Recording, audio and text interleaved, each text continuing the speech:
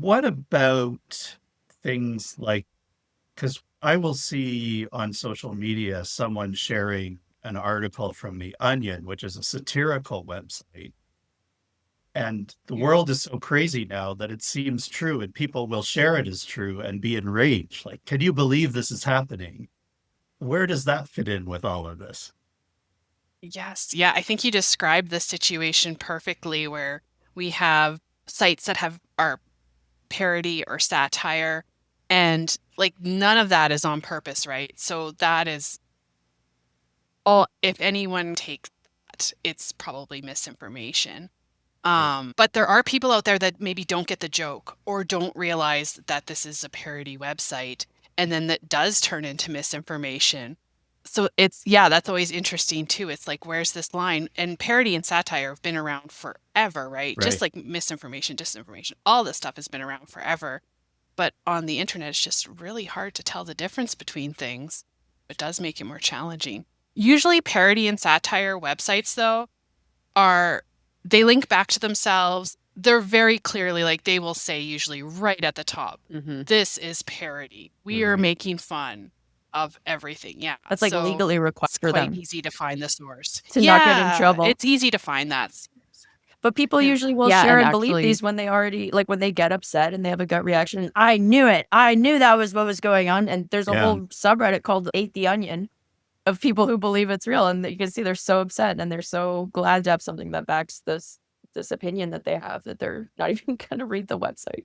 So this is why we're trying to I educate post-secondary students. Like I don't know what impact our book and our course is going to have on like those people you just described, Alexa, but I can show my students, hey, this is the Onion and this is what it is. It's a parody website. Make sure that you don't believe this to be fact. Make sure you're reading disclaimer. We always say to students, read like the editorial pages on websites. Usually, a news media outlet will have like correction policies and fact checking policies and stuff like that. And then usually ones that are fringe or parody, you can tell pretty quickly if they have a specific agenda or a specific thing that they're trying to achieve.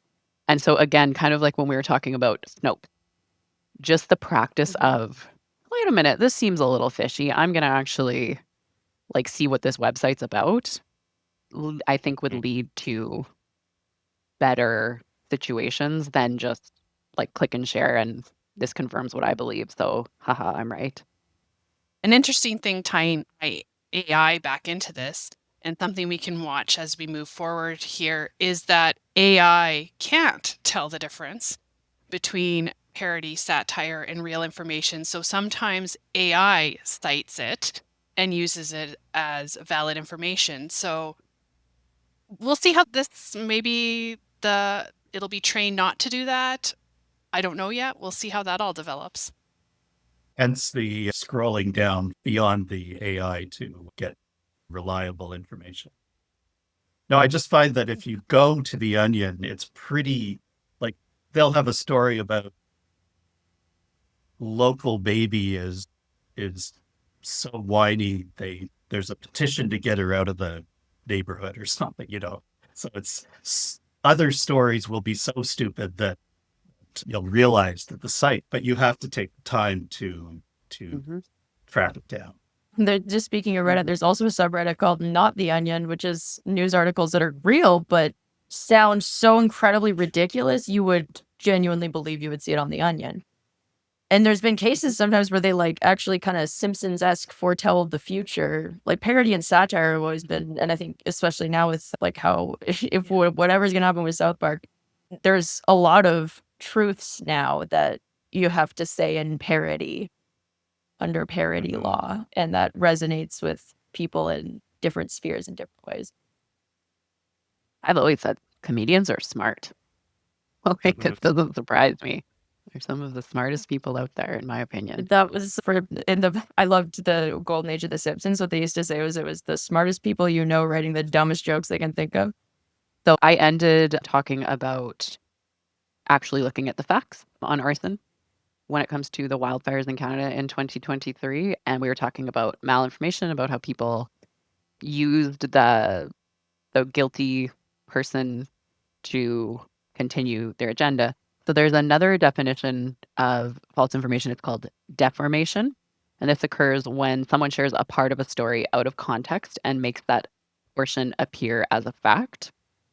So if we continue with our same example, would lead to the assumption that a lot of the conspiracy theorists related to fires are claiming that it is not climate change or lightning strikes or natural things that are causing the fires, but it is in fact people who are causing the fires.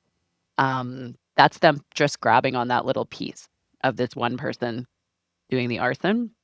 And it's also them grabbing on little pieces like ATVs in a dry forest causing a fire, or someone leaving a campfire out causing a fire. Basically, like honing in on humans' stupid behavior as the cause of all the forest fires and not looking at the bigger picture of that's actually a very small percentage of how many So in their forest world, fires like the fires actually are getting occur. worse because we're getting stupider.